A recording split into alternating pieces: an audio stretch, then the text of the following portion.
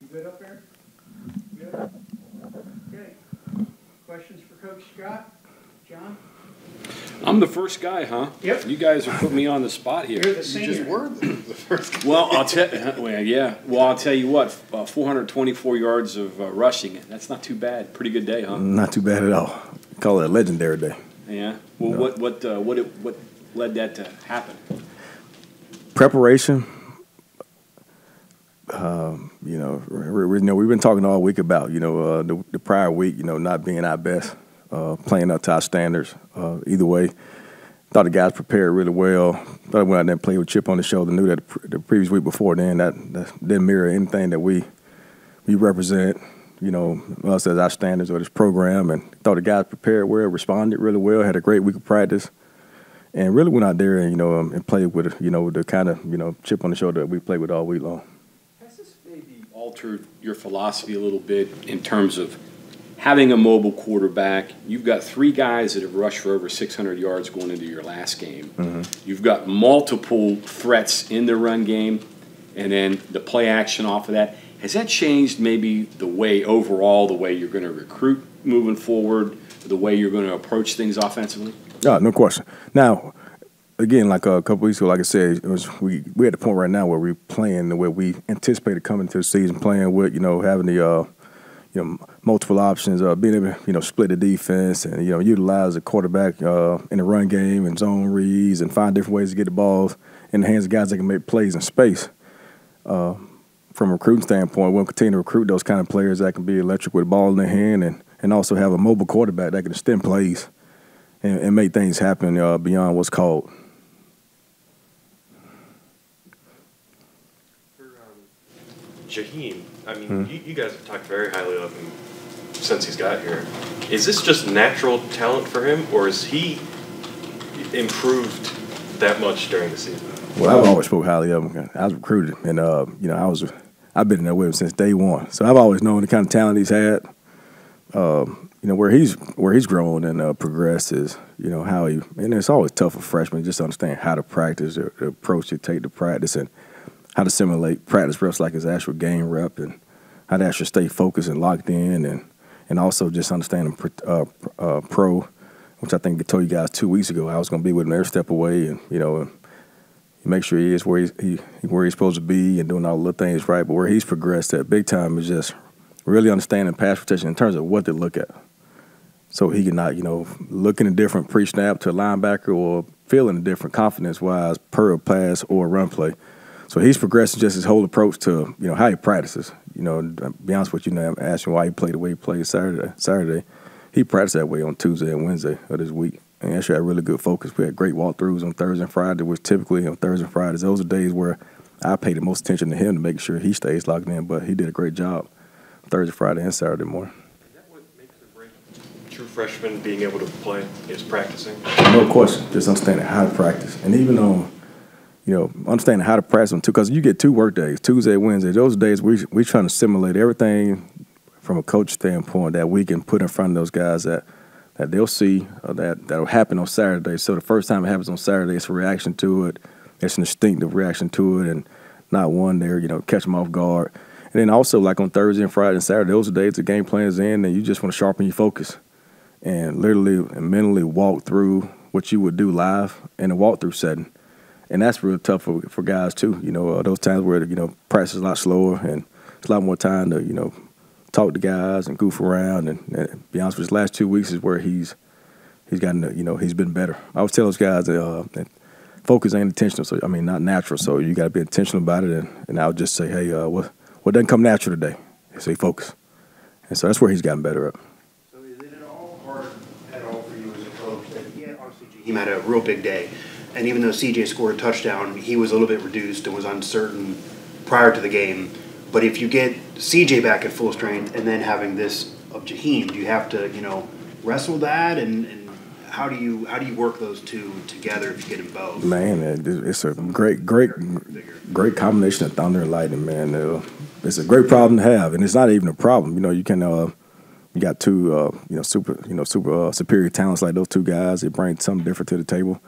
But you play both of them at times where they both may be in the football game, and they both got the kind of ability, and they're playing with that ability right now in this second half of the season where they're doing the little things right to create explosive plays. Where in the first half of the season we weren't doing the little things right to hit explosive plays, and so it took a lot more carries to get yards. Whereas now they're doing little things right to put themselves in position to get one-on-one and breaking tackles and making miss to hit the big plays. So it's not taking as many carries to get those yards. So you play both of them.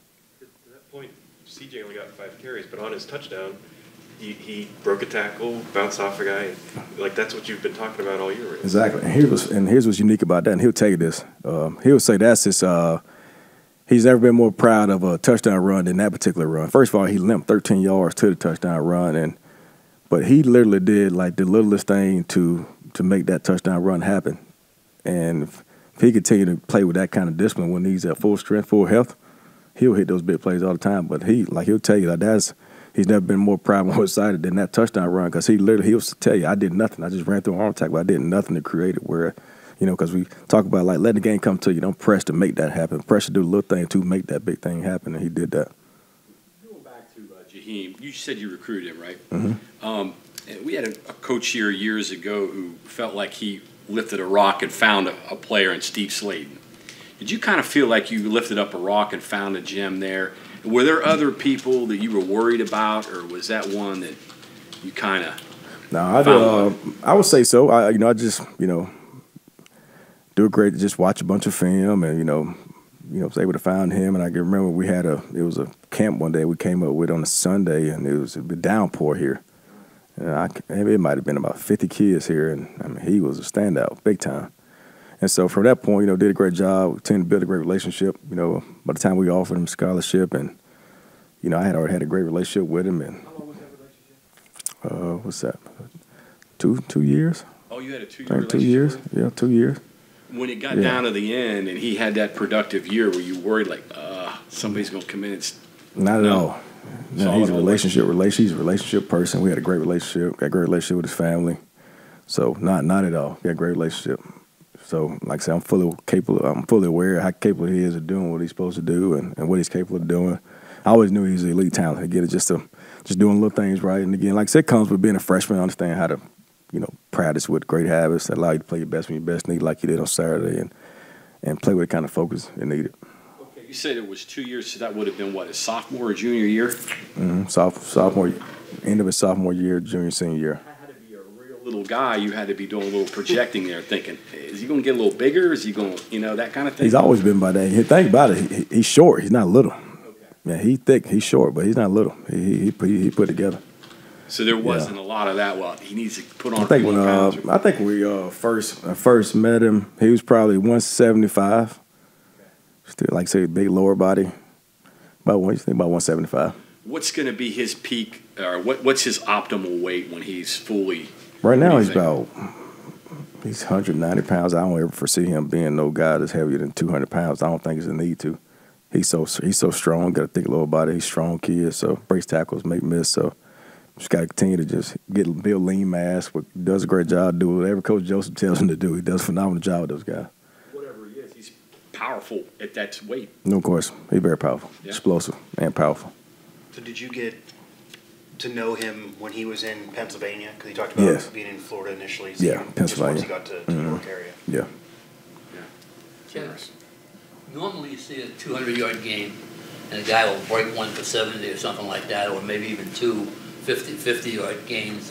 Right. But he had like, I think I counted up 11 or 12 10-yard or more runs. Yeah. I mean, it seems, and if you can run 10 yards, you could break any of those. I mean, he had 8 explosives. Yeah. Yeah. What does that say about where he can go from here? I mean, man, the sky's the limit for the kid. He just got to continue to, like I told him today, he's got to stay humble, stay hungry. Stay humble, stay hungry. Keep his circle tight. Stay connected to the people that's been connected to him from the beginning. And continue to, practice the way he's been practicing the last couple of weeks. He'll be fine. He'll continue to grow. And he's a kid. He's had success. He sent me a video clip months back of him making a move on a guy when he was in Pop Warner. So he's a kid that's used to having success, making plays. So he's not in a position where he's a kid that's never had this kind of success. So he understands how to handle it. And, it was a unique deal last week. I think on Thursday or so, deal comes out where he's rated the highest freshman. So interesting to see, him respond and go play Saturday and not allow that to get to him. So he's used to having success, been doing it since Pop Warner. So you just got to continue to stay humble and hungry. Sorry, I know that there's a process, and he had to get through some things to earn the trust and all of that. But looking at what he's done, he's got 80 carries. He's averaging, 8.3 yards a carry? He's sitting in the back of your mind going, man, I wish he'd had maybe 20, 25 more at this time or whatever. Yeah. You ever think about that in the back of your mind? No, not really. It's progression. Things happen where it happened. Early on, he struggled big time with pass pro. Heck, he missed a blitz last week in Oklahoma. He got Garrett hit pretty big. So it's progression. And he, where he is right now, everything happens for a reason. He's progressed really well. He's had a chance to see some of the mistakes early on and learn from them. Where this happened in practice in the game. So I think, things happen for a reason right now. So I don't. He's where he should be. He's where he should be. Yeah. Okay. Obviously, athletes a lot of the time they're just playing. They're not worrying about what happened, like John brought up, 15 plus 20 years ago. But did you at all let him know, hey, Steve Slayton, like John brought up, did this? You're now in that conversation. No, yeah. I have. You think he's fully aware of even how great he's being in only this early in his career? No, I don't think he's fully aware of it. I don't think he's fully. I'm pretty sure. I'm pretty sure some people outside of here told him that, but I'm not sure he's aware of it. And going back to your deal too, John, on the deal where it's probably a great thing because right now, this late in the season, as coming in this freshman, they're not used to practicing at this level, playing these games against this kind of competition. So at this point right now where he is, his body feels great. He hadn't accumulated all the tread, throughout the season where he would get to this point and he wouldn't be as fast or be as beat up, So even at this point right now, like he's fresh, his body feels good, he's not beat up. So the next thing is repeating it because now people know him, they're aware of him, they're going to game plan for him. So that's his next step, I guess, right? Yeah, that's the next step. But, our mindset in that room, if you don't feel like you got nothing to improve, you'll never improve. And I had the same mindset every day. For the years now, we've been consistent in that room as far as being productive. And it's been my mentality. It's been their mentality. So we say it every day. If you don't feel like you got nothing to prove, you'll never improve. So he knows still something he can go out there and improve on.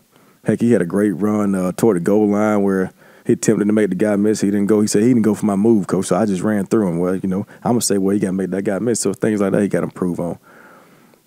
Yeah. If you would, in the position of the defensive coordinator for a moment, and Garrett has the ball and he's got it in the belly of Jahiem. Mm-hmm. I mean, what could possibly do? It's tough. I mean, he can't take both of them. You can't take both of them. And before you even get both of those guys, man, I'm telling you, I've said this to you guys before, like the nucleus of our offense is that offensive line, and I think they're the best in the country. And I've said that from the beginning. And so you can't take both of them, but you also got to play through those guys. It ain't so easy doing that as easy, So and you got Horton running deep. Exactly. You got Horton running deep, and you got, like Devin Carter's been doing a phenomenal job winning one-on-ones. You got Cole Taylor that commands one-on-one attention. If you don't, he can catch the ball. You saw his execution on a 2-minute drive going into at halftime. You got a guy like Traylon Ray, young guy that's catching balls. So with the kind of weapons that we got right now, the defense that we faced early in the year where it felt like we was going against goal line defense with 8-9 guys in the box at the beginning of the season, with all the guys, flourishing and, playing up to their potential, and even though they're not there, they're playing up to their potential. We're starting to see the defense that we thought we'd see coming in with the kind of talent. Just guys got to win their one-on-ones. They've been doing it. What are the kind of characteristics of a Dave Aranda defense that you got to keep in mind? Discipline, physical, tough, and guys that's gonna do a great job of trying to take the ball away, which is what we've done a phenomenal job of. Very proud of those guys for that. Two areas that we talked about from the beginning was being disciplined, eliminating pre-snap penalties, which I think we're still not where we want to be. We're better. One of the tops in the conference, one of the tops in the country. We kind of dipped off a little bit, and then taking care of the football. And so they're tough. They're a tough team. It's going to be disciplined. It's going to be physical, and it's going to pride themselves to try to create turnovers, whether that be forcing fumbles or interceptions. So we got to continue to be disciplined, be smart with our play, taking care of the ball, being smart with the football.